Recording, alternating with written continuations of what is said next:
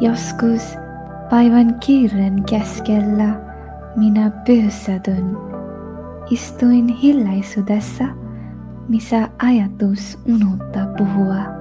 Maailma hymyisee hiljaa, mutta ei ole mitään, mitä minun pitäisi tavoitella.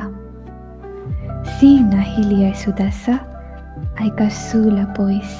Jokainen hetki on aalto, joka palaa takaisin rauhaan. Olen oppinut, että irti päästäminen ei ole menetystä. Se on tilan tekemistä vastaanottamisella.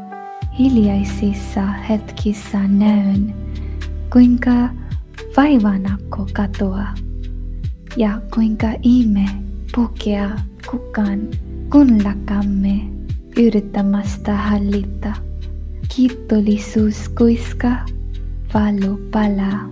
Jopa varjot ovat muovani tien eteenpäin, ja kun nousen kävyympänä hengessä, tajuan maailma muuttuu kirkkaksi, kun itse väistyy syvyn.